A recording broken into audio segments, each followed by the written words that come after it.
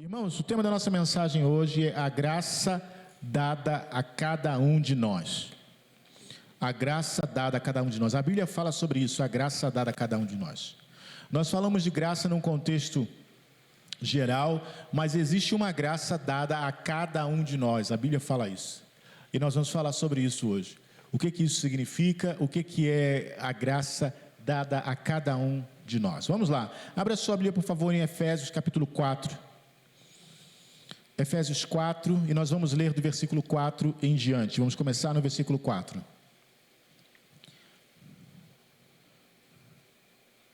Paulo escrevendo àquela igreja, a igreja de Éfeso, ele escreve assim: há um só corpo e um só Espírito, como também fostes chamados em uma só esperança da vossa vocação. Um só Senhor, uma só fé, um só batismo e um só Deus e Pai de todos, o qual é sobre todos e por todos e em todos vós. Mas a graça foi dada a cada um de nós segundo a medida do dom de Cristo. Aqui está o texto que diz que há uma graça dada a cada um de nós. Paulo usa aqui uma comparação. Primeiro ele começa dizendo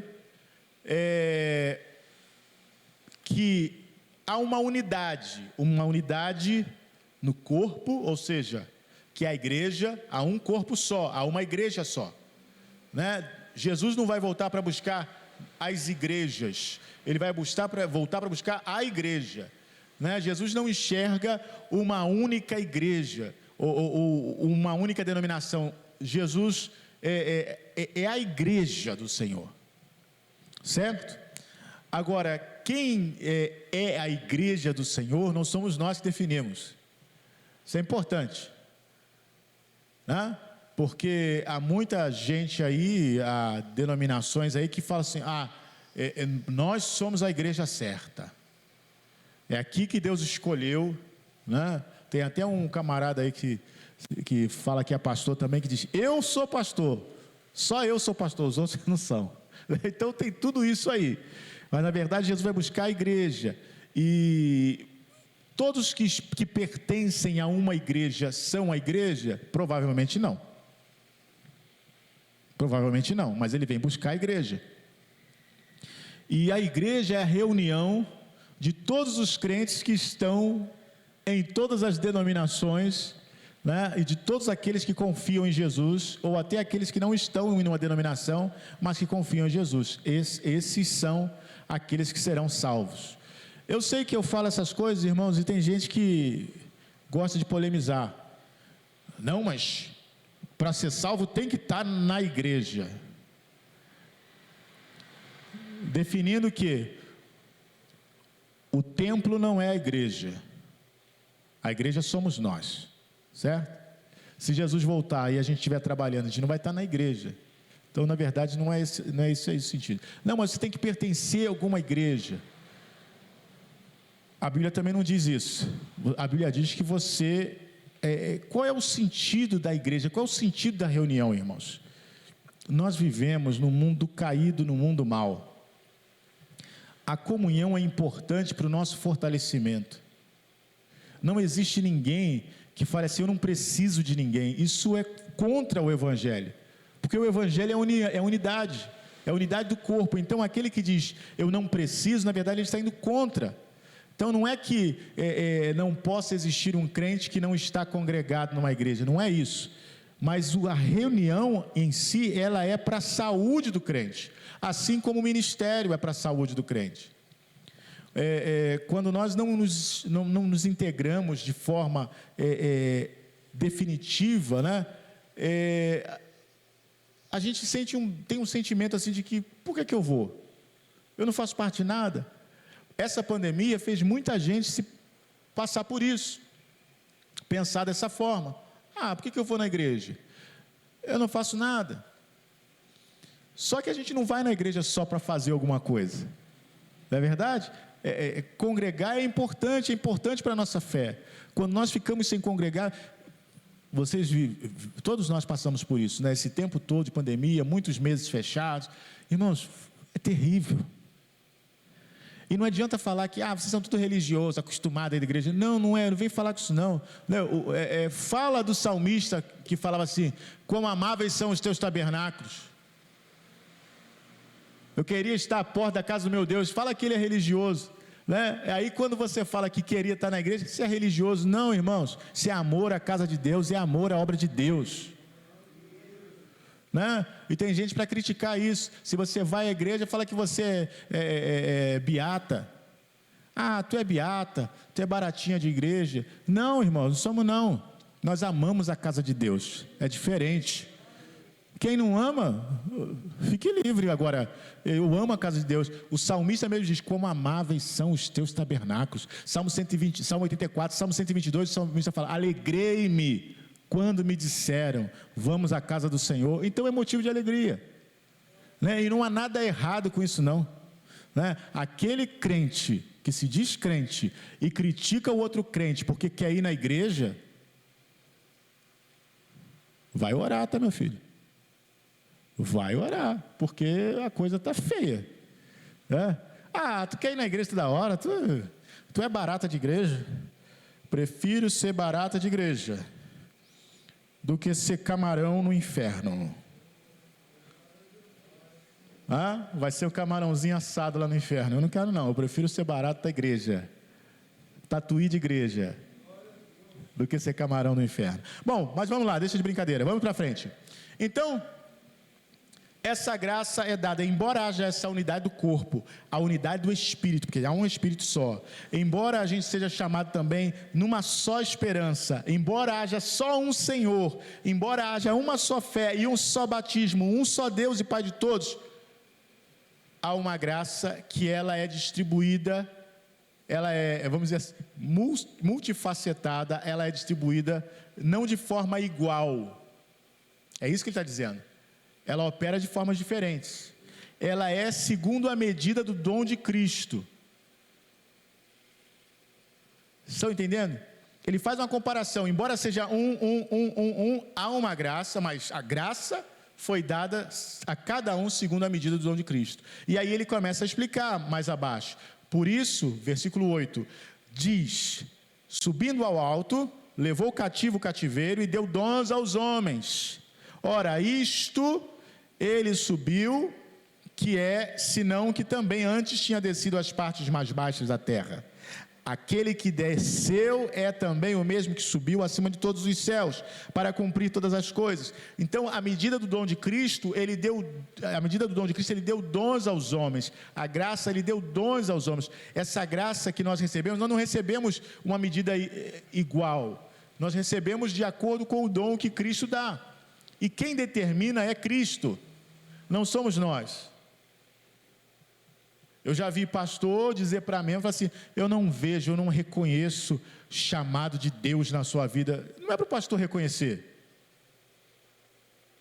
Quem tem que ter certeza disso é você, não sou eu. Toda vez que algum missionário chegar para mim e falar assim, pastor, eu creio que Deus está me chamando para ser missionário, eu perguntava, você tem certeza que Deus te chamou?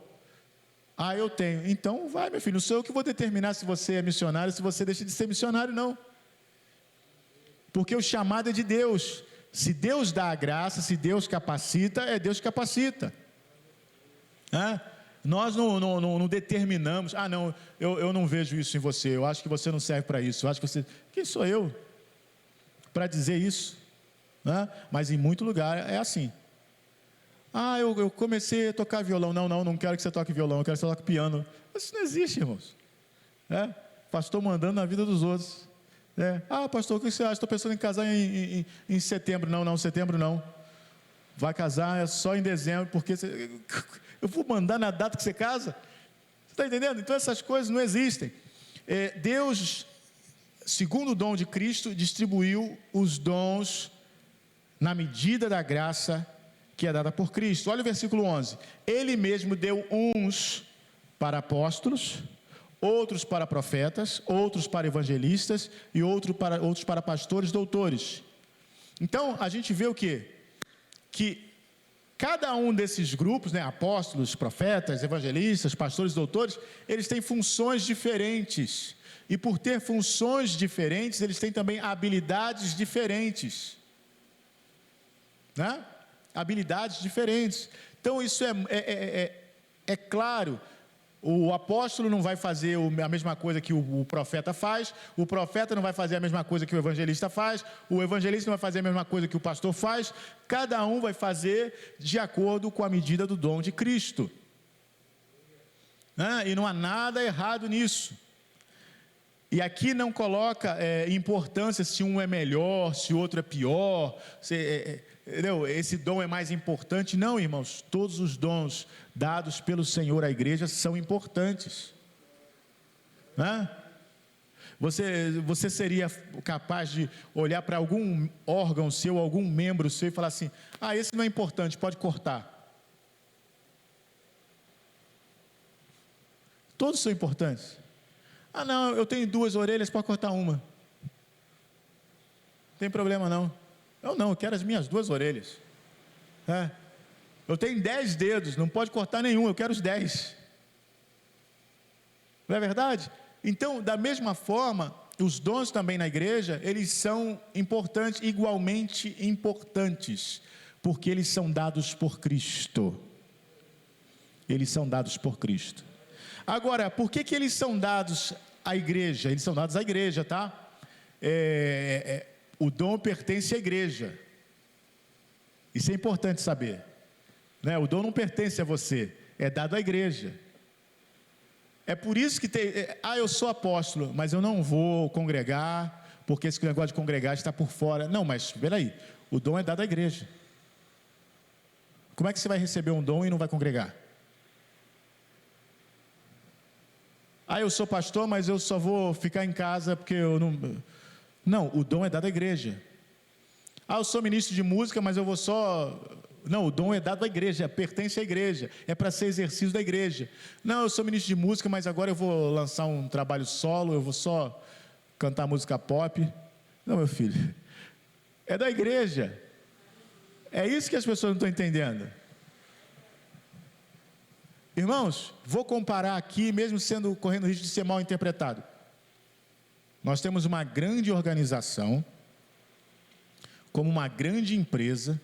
Estou comparando, não estou falando que a igreja é a empresa, estou comparando.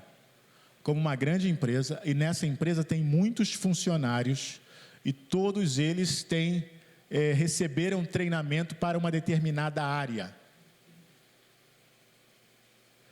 Você pensa só, se a empresa pagou lá o curso para você fazer, fez o seu treinamento, aí ao invés de você ir fazer o trabalho na empresa, você vai na empresa dos outros trabalhar, o patrão fala assim: por que ele não está aqui fazendo aqui? Não, porque ele resolveu fazer isso lá na outra empresa.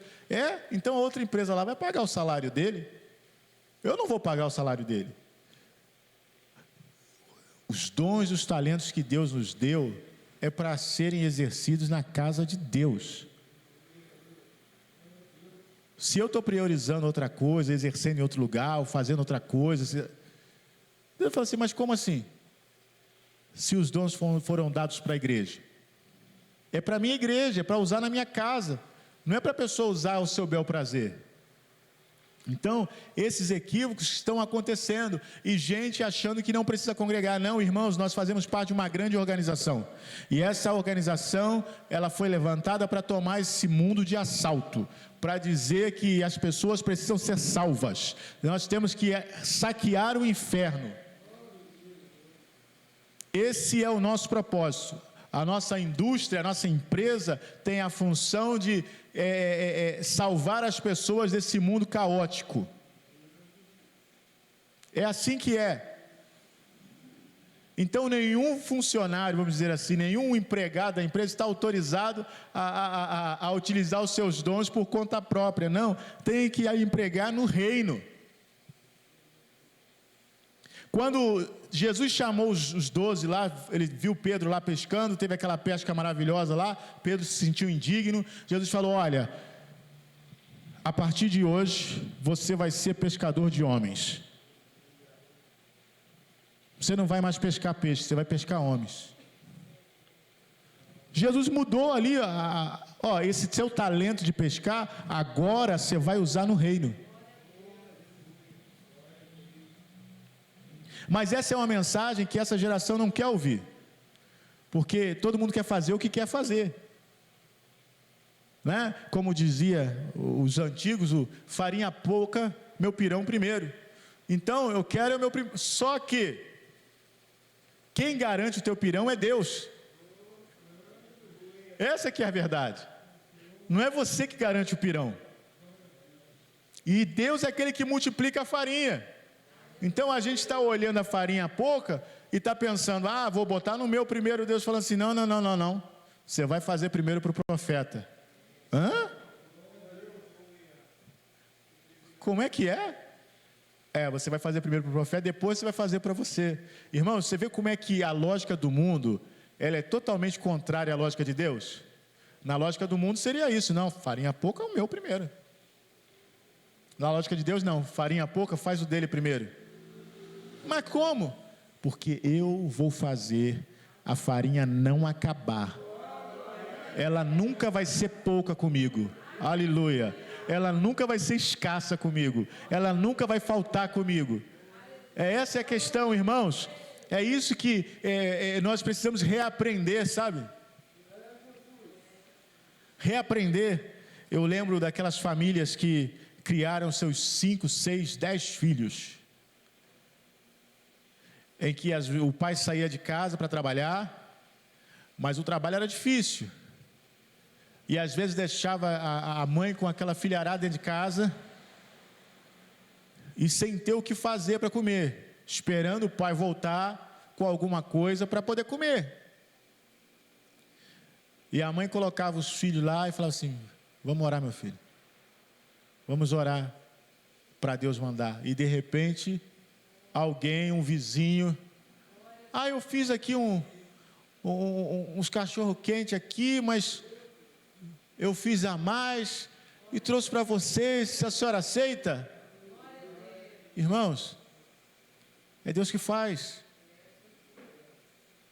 É Deus que faz. Então, tudo isso que Deus estabeleceu na igreja, estabeleceu para quê? O versículo seguinte diz, querendo Deus aperfeiçoar, ou o aperfeiçoamento dos santos, para a obra do ministério, para a edificação do corpo de Cristo. Então Deus dá tudo isso à igreja para a obra do ministério. A obra do ministério é importante. A obra do ministério é importante. Sabe, o diabo, ele é fogo, né? Ele quer enganar o pessoal mesmo nisso aí. Irmãos, não mudou nada. Com corona, sem corona, não mudou nada. As pessoas continuam precisando ser salvas.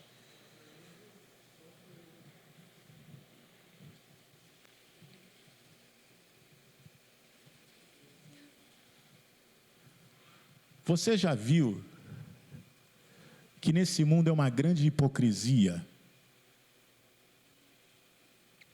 Eu sei, a gente fica preocupado, a gente ficou preocupado. Eu fiquei internado, irmãos, eu sei que o negócio não é brincadeira. Mas você vê que as pessoas que mandavam a gente ficar em casa, nunca ficavam em casa. Você vê que as pessoas que mandavam a gente ficar em casa, não precisavam trabalhar, tinham dinheiro para tudo, mas a gente ficava em casa arrebentado. Já pensou que as pessoas que falavam assim, olha, cuidado, não abre a igreja não reúne a igreja não, porque olha, essa doença está matando. Faziam festas clandestinas, com droga, com prostituição, com tudo que você imagina. E falando que não pode abrir igreja.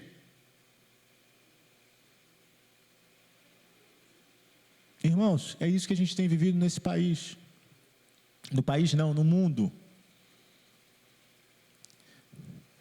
E é lógico, a gente não vai ser imprudente, a gente não vai fazer bobagem, a gente não vai. Nós somos os primeiros a obedecer às leis e às regras, mas nós também temos que ser prudentes também como a serpente, para não permitir que o diabo venha enganar. Neemias foi reconstruir o muro. E para mim a reconstrução do muro de Jerusalém é um dos exemplos maiores de que a obra de Deus tem problema. Se é de Deus, vai enfrentar problema. Eu não conheço nenhuma obra que seja de Deus que não enfrente problema. E a obra do Muro de Jerusalém enfrentou muitos problemas, muita perseguição, muita tentativa de parar a obra, e a obra parou por vários anos, várias vezes, parou. Mas Neemias, no momento que ele foi ameaçado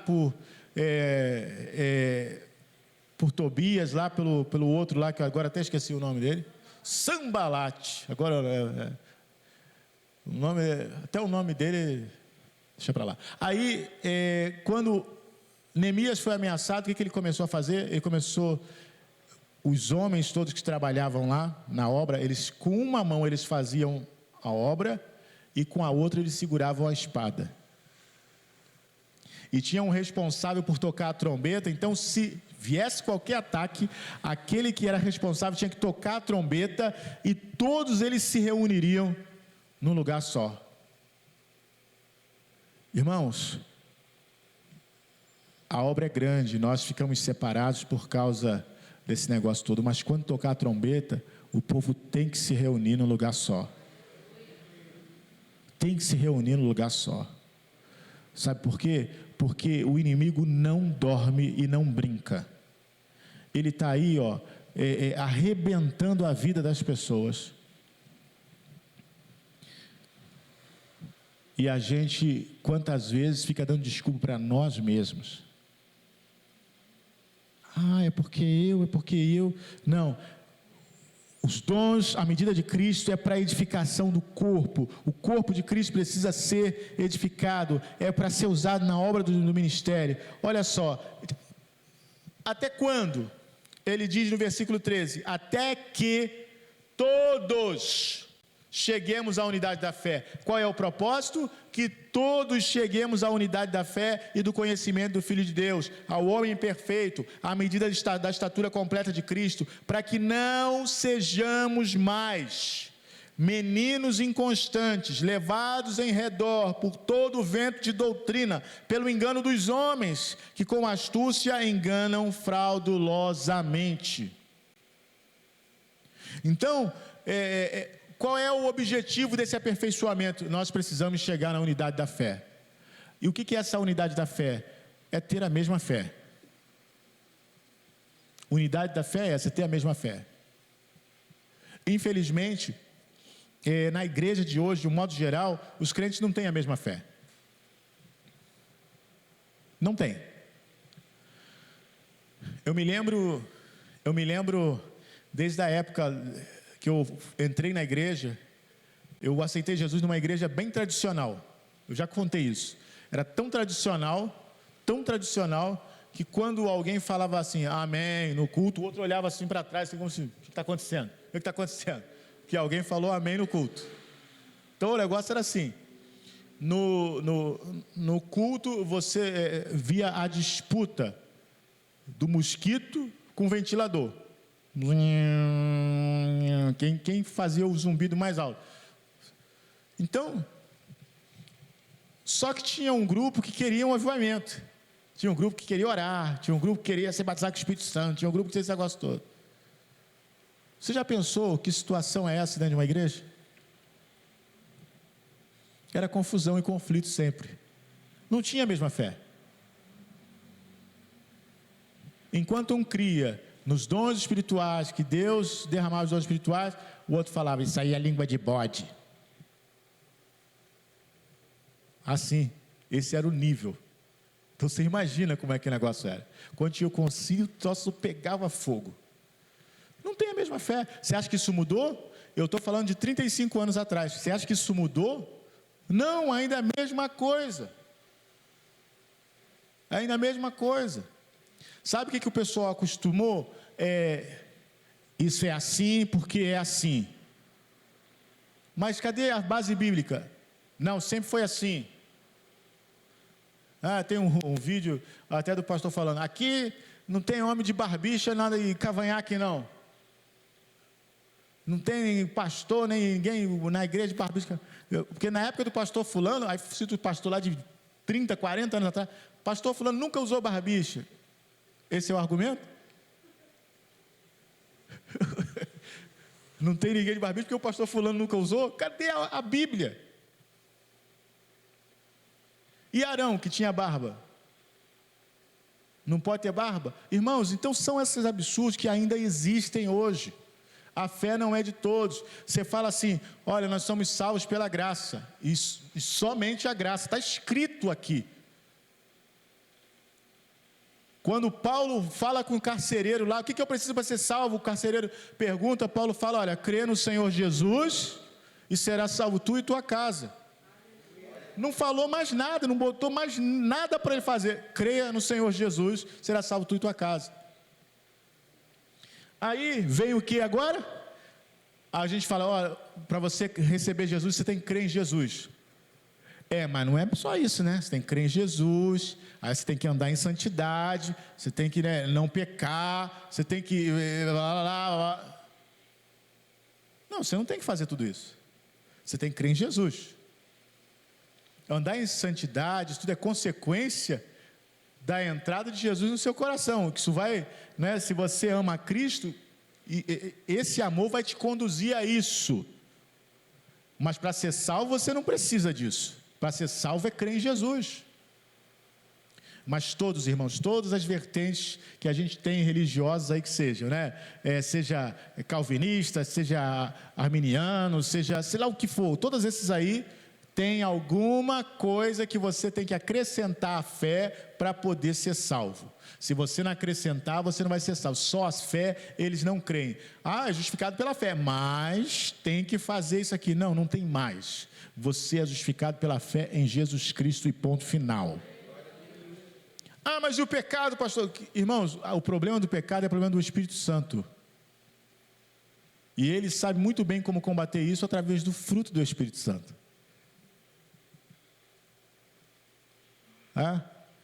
Aí a gente vem com aquelas várias, não, mas se a pessoa pecar, e se a pessoa fizer isso, e se a pessoa, olha só, eu não sou dono do céu. O céu é de Deus. Se Deus fala assim, aquele que crê no meu filho vai receber vida eterna, quem sou eu para colocar adendo nesse negócio? É igual quando Jesus fala assim, eu já falei isso aqui, aquele que der um copo de água fria a um desses meus pequeninos por ser meu discípulo, de maneira nenhuma perderá o seu galardão. Eu falo, eu não falaria isso. Eu não diria isso, mas Jesus disse. E por que ele disse isso? Porque o galardão é dele. Ele dá para quem quiser. É simples assim. Então a gente fica tentando dizer, tem que ser assim e fazer isso assim. Tem que fazer isso aqui e fazer aquilo ali.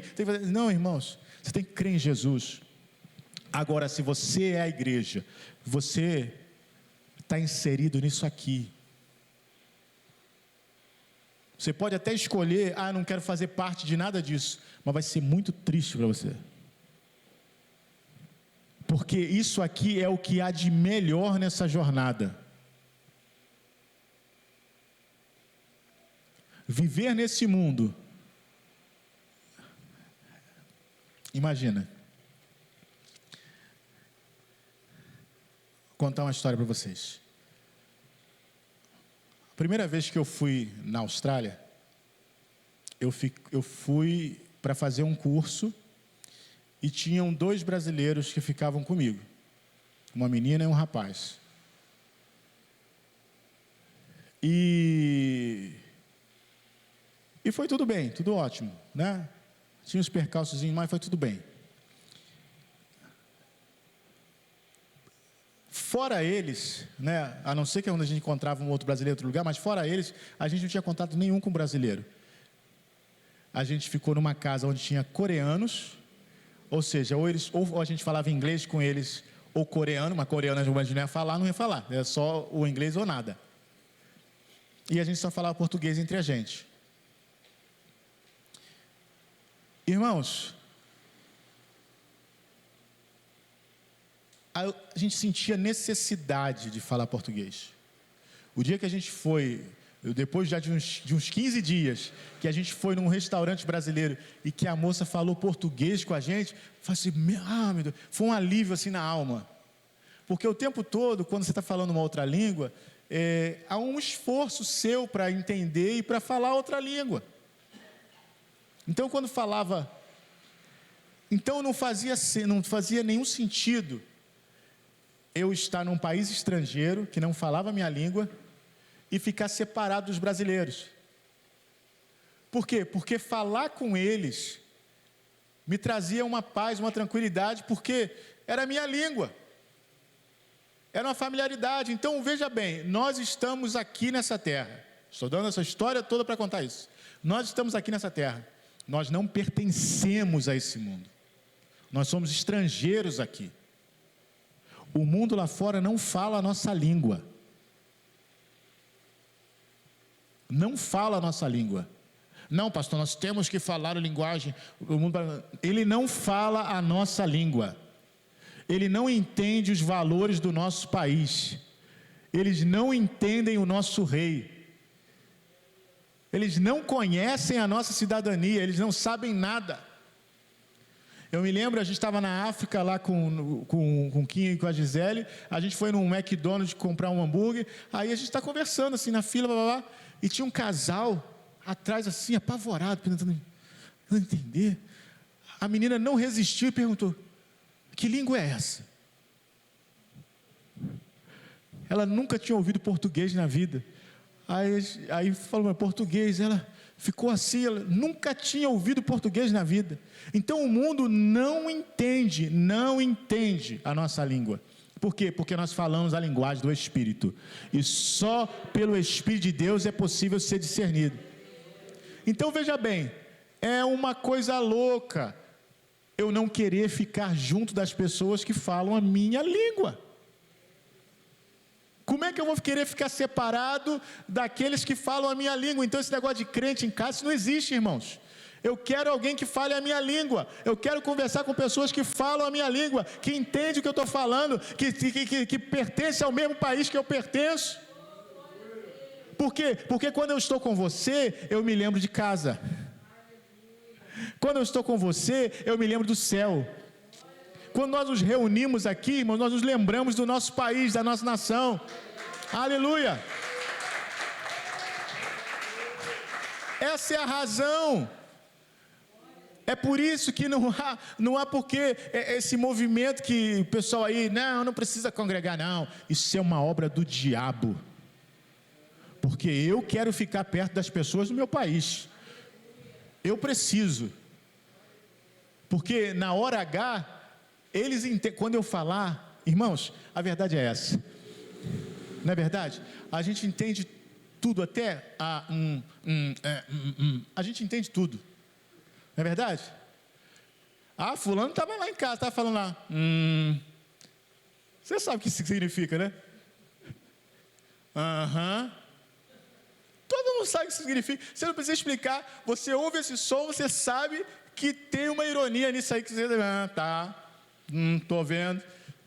Tudo isso a gente entende, porque é a nossa língua. É a nossa língua. Né? Por que os gemidos do Espírito Santo são inexprimíveis, mas ele geme em mim e geme em você também? Há uma comunicação. E a gente se entende, e a coisa se entende. Quantas vezes a gente está orando assim, e alguém começa a orar, e de repente Deus traz uma atmosfera, não é preciso falar nada. Todo mundo já sentiu e depois só testifica. Quando estava orando aqui, realmente veio isso no meu coração.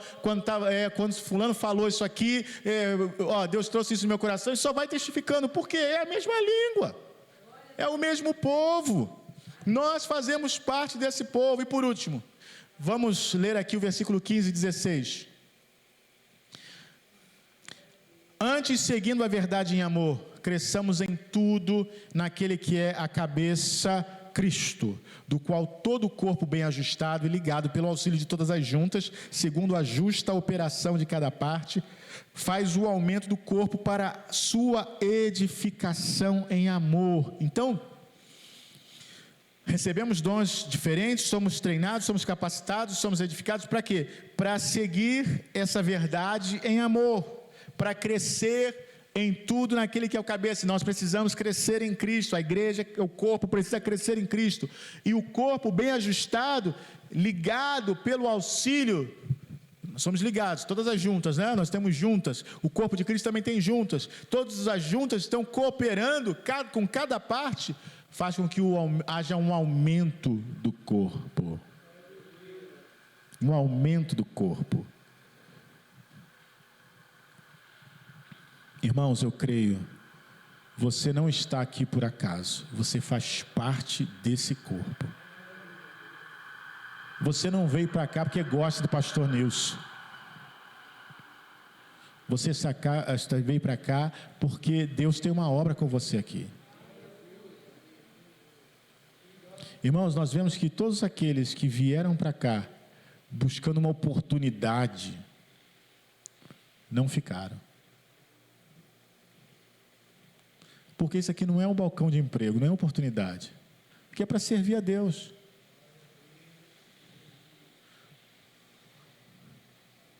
Sabe, tem muita gente que quer pregar. Mas, irmãos, não adianta pregar qualquer coisa. E, na verdade, a responsabilidade de pregar todo dia, me pergunta, como é que eu consigo? Como é que eu aguento? Eu não tenho a menor ideia.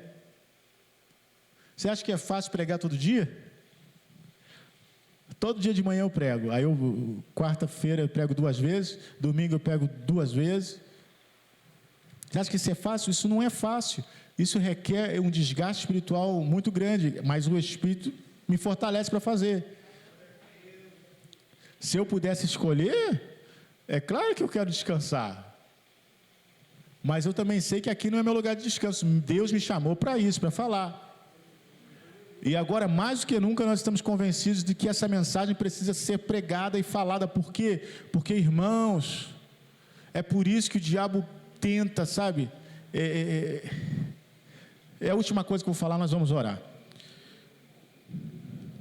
Quando Samuel foi lá na casa de Jessé procurar o rei de Israel lá, Jessé tinha os filhos lá, tudo bonitão, fortão. Jessé botou os caras todos assim na frente assim, de Samuel, falou, vê se é esses aí. Samuel, não são esses aqui não. Não tem mais nenhum, não? Não, tem um. Está lá apacentando as ovelhas lá no campo, mas não deve ser ele não. Sabe, por que isso? A Bíblia fala que Davi era ruivo. Hoje se sabe, irmãos, que um ruivo pode nascer até numa família de negros. Pode nascer uma pessoa ruiva, não é albino não, é ruivo mesmo. Se você procurar na internet, você vai ver uma foto de gêmeas, uma é ruiva, a outra é negra. Você fala assim, e o pai não, nem a mãe é branco. Mas hoje se sabe que geneticamente isso é possível, que não tem nenhum problema, né? Não teve nenhuma escapada de nada, não. Do mesmo pai e da mesma mãe. Mas a Bíblia diz que Davi era ruivo. Imagina só, naquele lugar era todo mundo ou bem moreno ou puxado para o negro.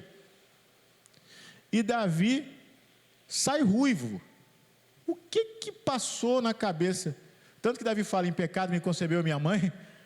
O que passou na cabeça de Jessé? O que passou? Esse garoto é filho de prostituição. Talvez a mãe de Davi tenha enfrentado grandes problemas por causa disso. E Davi também, porque ele era discriminado por causa disso.